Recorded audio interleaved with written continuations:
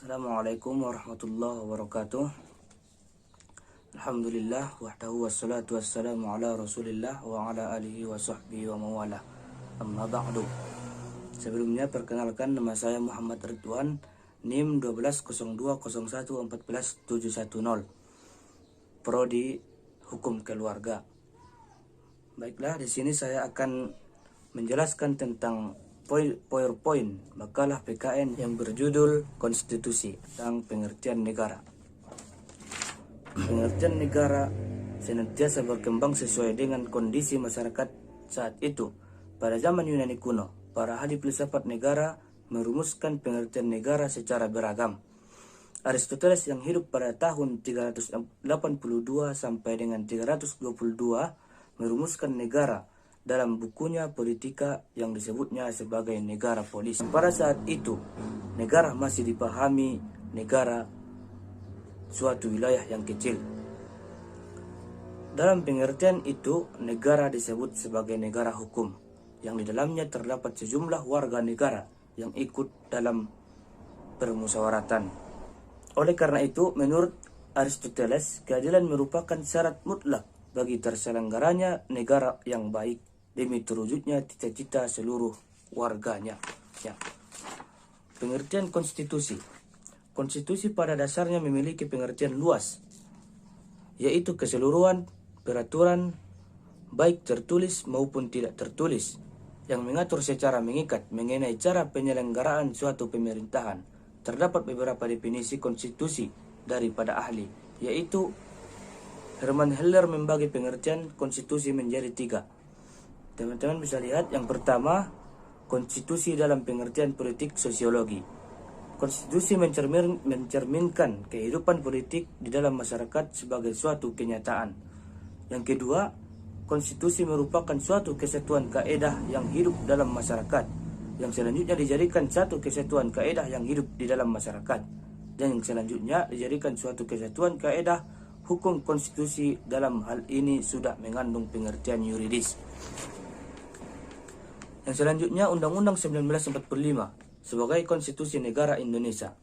Konstitusi Negara Indonesia adalah Undang-Undang 1945 yang untuk pertama kali disahkan oleh Panitia Persiapan Kemerdekaan Indonesia atau yang disebut dengan PPKI pada tanggal 18 Agustus 1945 dalam tata susunan Peraturan Perundang-undangan Negara. Undang-Undang 1945 menempati tempatan tertinggi konstitusi yang pernah berlaku di Indonesia dalam sejarahnya. Sejak proklamasi 17 Agustus 1945 hingga sekarang di Indonesia telah berlaku 3 macam undang-undang dasar dalam 4 periode, yaitu sebagai berikut. Periode yang pertama, 18 Agustus sampai dengan 27 Desember 1945. Berlaku Undang-Undang 1945. Undang-Undang 1945 terdiri dari bagian pembukaan, batang tubuh, 16 bab, 37 pasal, 4 pasal aturan peralihan, 2 ayat aturan tambahan, dan bagian penjelasan. Periode yang kedua, 17 Agustus 1959 sampai dengan 5 Juli 1959. Berlaku Undang-Undang Dasar 1950 terdiri atas 6 bab, 146 pasal, dan beberapa bagian. Dan yang ketiga, periode 27 Desember 1949 sampai dengan 17 Agustus 1950. Berlakunya Undang-Undang RIS. Undang-Undang RIS terdiri atas 6 bab, 197 pasal, dan beberapa bagian. Selanjutnya, periode 5 Juni 1959 sampai sekarang. Kembali berlaku Undang-Undang Dasar 1945. Undang-Undang Dasar Negara Republik Indonesia pertama kali ditetapkan oleh PPKI pada tanggal 18 Agustus 1945. Undang-Undang Dasar yang ditetapkan oleh PPKI tersebut sebenarnya merupakan hasil karya BPUPK melalui sidang-sidangnya dari tanggal 29 Mei sampai dengan 1 Juni 1945 dan tanggal 10 Juli sampai 16 Juli 1945. Sidang PPKI pertama berlangsung tanggal 18 Agustus 1945 yang menghasilkan 3 keputusan penting, yaitu sebagai berikut. Keputusan penting yang pertama ialah mengesahkan rancangan pembukaan hukum dasar negara dan hukum dasar sebagai Undang-Undang Dasar Negara Kesatuan Republik Indonesia. Dan yang kedua, memilih Insinyur Soekarno dan Dr. Randus Muhammad Hatta sebagai Presiden dan Wakil Presiden. Dan keputusan penting yang ketiga, membentuk sebuah Komite Nasional Indonesia Pusat untuk membentuk Presiden. Penetapan Undang-Undang 1945 sebagai Konstitusi Negara Republik Indonesia oleh PPKI dilakukan dalam 2 tahap, yaitu sebagai berikut. Tahap yang pertama, pengesahan pembukaan Undang-Undang Dasar Negara Republik Indonesia yang terdiri dari 4 alinea. Dan tahap yang kedua, pengesahan batang tubuh Undang-Undang Dasar Negara Republik Indonesia terdiri atas 16 bab, 37 pasal, 4 pasal aturan peralihan, dan 2 ayat aturan tambahan. Proses amandemen Undang-Undang Dasar 1995. Amandemen artinya perubahan. Mengandemen artinya mengubah atau mengadakan perubahan.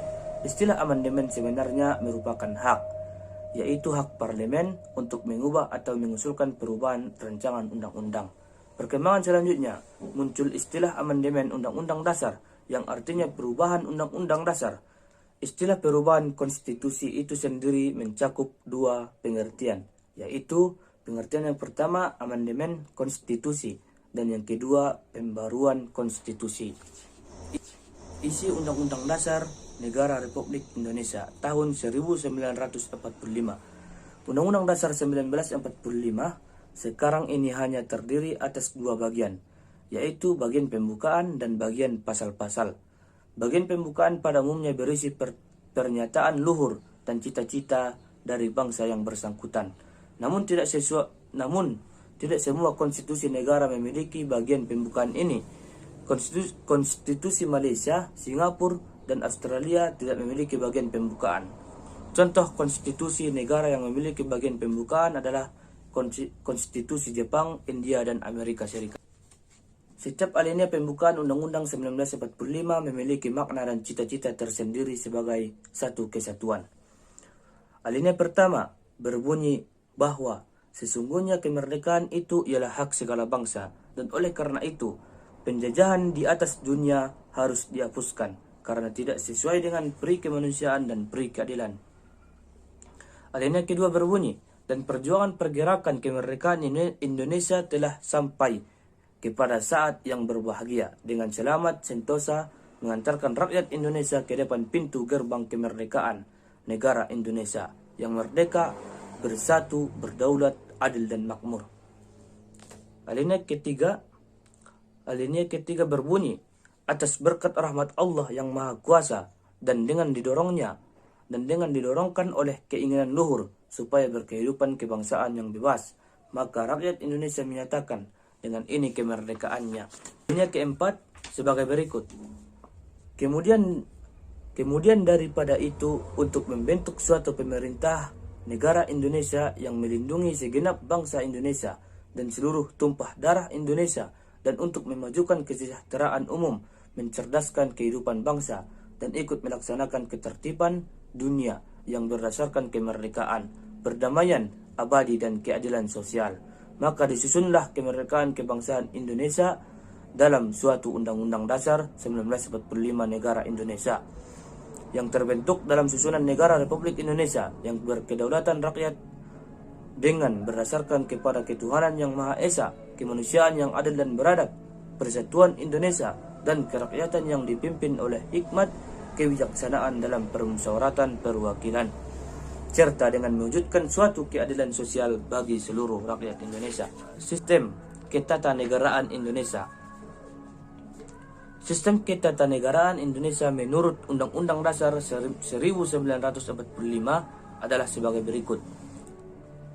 Bentuk Negara Kesatuan Undang-Undang Dasar 1945 menetapkan bahwa bentuk susunan negara Indonesia adalah kesatuan, bukan serikat atau federal.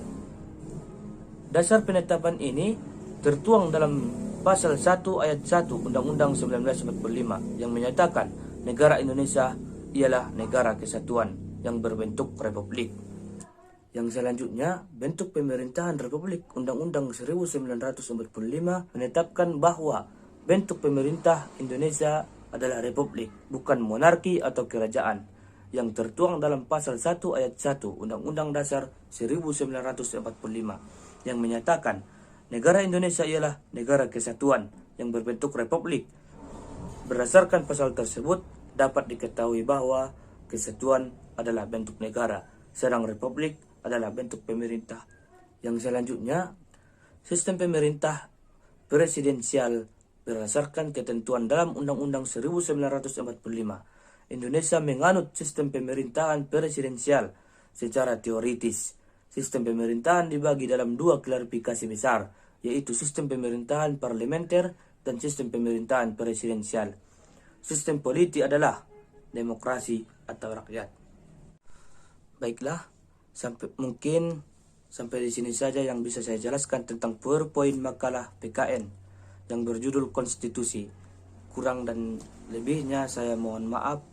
Kepada Allah saya mohon ampun. Wabillahi taufiq wal hidayah. Assalamualaikum warahmatullahi wabarakatuh.